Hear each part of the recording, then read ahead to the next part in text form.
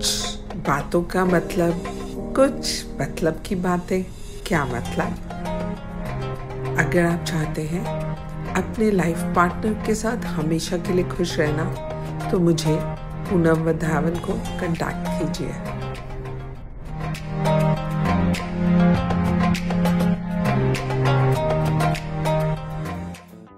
आज मैं आप सबके साथ एक छोटी सी बिल्कुल सच्ची कहानी शेयर करना चाहती हूँ, जिसमें हमें सच में एक लेसन मिलता है।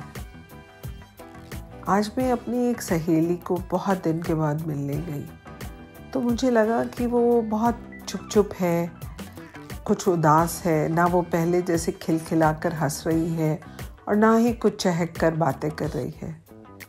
थोड़ी देर तो मैंने भी इधर उधर की बातें करी, फिर उससे पूछ ही बैठी कि ऐसा क्या है जो तुम मुझसे छुपा रही हो। तो इतना कहना था कि वो जोर जोर से सिसकियां भरते हुए रोने लगी। उसने कहा, मैं 2 महीने से डिप्रेशन की दवाइयाँ खा रही हूँ। और फिर उसने मुझे अपनी दुविधा बताई। उसका कहना था कि उसकी बेटी 9th क्लास में है और वह किसी लड़के के साथ मूवी देखने जाना चाहती थी। तो मेरी फ्रेंड ने बताया कि उसने उसको मना कर दिया। बेटी बहुत रोई, लेकिन अपने बॉयफ्रेंड के साथ मूवी देखने नहीं गई। फिर दोबारा कुछ दिन के बाद बेटी अपनी मदर से फिर से कहती है कि मुझे डिनर के लिए जाना है अपने बॉयफ्रेंड के साथ। तो मेरी फ्रेंड ने फिर से उसको मना कर दिया। अब की बार दोनों में बहुत झगड़ा हुआ। बेटी मदर से बात नहीं कर रही थी। दोनों में एटमॉस्फेयर पूरी तरह घर का ख़राब हो गया था।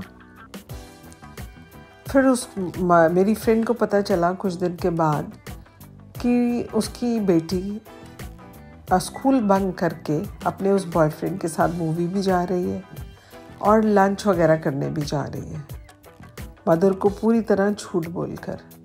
अब मेरी फ्रेंड अपनी डॉटर से जब उसने पूछा कि ऐसा तुम मेरे साथ क्यों कर रही हो जब मैंने मना कर दिया था, तो बेटी ने बहुत झगड़ा किया और 2 दिन तक घर में खाना नहीं खाया, जिससे एटमॉस्फेयर और भी बुरा हो रहा था।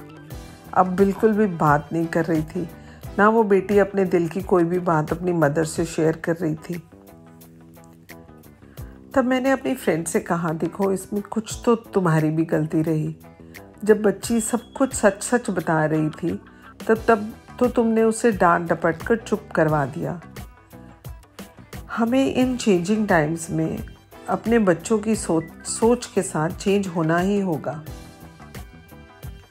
मैंने उससे कहा, अब अपनी बेटी से कहो अपने फ्रेंड को घर लेकर आए,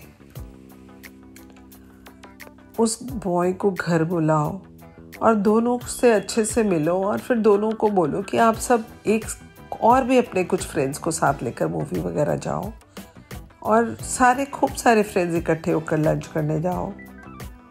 फिर और ये भी कहो कि हम सब पेरेंट्स भी इकट्ठे प्लान करते हैं कोई हॉलिडे, हम सब भी कहीं पे इकट्ठे मिलकर चलेंगे और अपनी बेटी के फ्रेंड्स को आप लंच पे इनवाइट करो, उनको घर उनके साथ मिलना जुलना शुरू करो वगैरह वगैरह।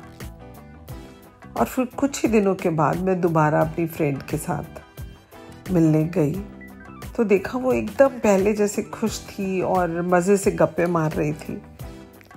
तब उसने बताया कि उसकी बेटी के साथ भी उसकी बहुत अच्छी अंडरस्टैंडिंग हो गई है।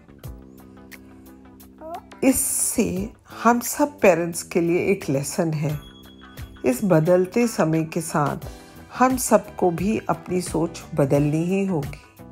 God bless.